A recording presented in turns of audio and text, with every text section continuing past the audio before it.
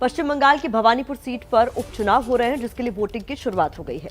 यहां ममता बनर्जी की साख दांव पर लगी हुई है। नंदीग्राम का संग्राम हारने वाली ममता बनर्जी अपनी पुरानी सीट भवानीपुर से मैदान में है। चुनाव में हिंसा न हो, इसके लिए वोटिंग बूथ के 200 मीटर के दायरे में धारा 144 लागू कर दी गई है। सीधे भवानीपुर लिए चलते हैं आपको, जहां मौजूद है हमारी संवाददाता मनोज्ञा लोईवाल।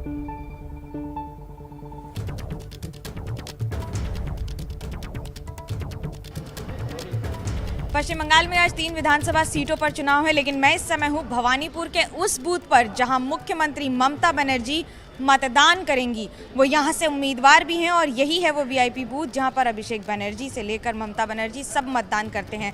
आखिरकार भवानीपुर का ये हाई वोल्टेज चुनाव क्यों? क्योंकि नंदीग्राम में मुख्यमंत्री ममता बनर्जी शुभेंदु अधिकारी से हार गई थी और आज यहाँ पर जो मतदान हो रहा है उसमें फैसला होगा कि मुख्यमंत्री को वापस अपनी सीट पर आसीन होने के लिए ये एक उसकी पुष्टि होगी। लेकिन वहीं साथ ही साथ अब आपको बताते हैं कि सुरक्षा कैसी है। सुरक्षा के कड़े इंतजाम किए गए हैं। सिर्फ 16 स्क्वायर किलोमीटर के इस इलाके में करीब 35 कंपनियां दी गई हैं सेंट्रल पैरामिलिट्री फोर्सेस की। बीजेपी की तरफ से बार बार दरखास्त की गई थी कि अधिकतर सिक्योरिटी दी जाए, जिसकी वजह से इसकी व्यवस्था की गई है। लेकिन कोलकाता पुलिस की ओर से कई गुना ज़्यादा सिक्योरिटी दी गई है, यानी कि करीब आधा दर्जन एसीपी, डीसीपी और 5 जॉइंट कमिश्नर यहाँ पर तैनात होंगे इस पूरे इलाके में सुरक्षा व्यवस्था को रखने के लिए, और 100 से ज़्यादा कोलकाता पुलिस के ट्रैफिक सार्जेंट तैनात हैं।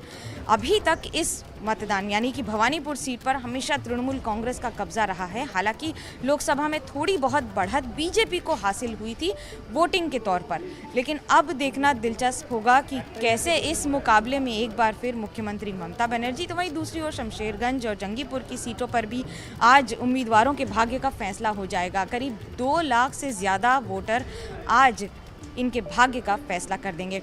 इस बार हालांकि भवानीपुर विधानसभा सीट से सिर्फ 3 उम्मीदवार हैं। बीजेपी से प्रियंका टिब्रेवाल, मुख्यमंत्री ममता बनर्जी खुद मैदान में हैं और सीपीआईएम से हैं श्रीजीत बिस्वास। कैंपेनिंग तीनों पार्टी ने की थी। हालांकि सोमवार को मारपीट भी हुई थी कार्यकर्ताओं के बीच में। टीएमसी को इस बार पूरा भरोसा है कि मुख्यमंत्री ममता बनर्जी हर बार की तरह, क्योंकि भवानीपुर का चुनाव माना जा रहा है आने वाले दिनों के लिए एक बड़ा चुनौतीपूर्ण विषय भी होगा, और उसके साथ साथ दिलचस्प होगा देखना कि किस तरह से अब बंगाल की लड़ाई भारत में लड़ी जाएगी। कैमरा पर्सन सूरज पांडे के साथ मनोज्ञा लोईवाल, कोलकाता, एबीपी न्यूज।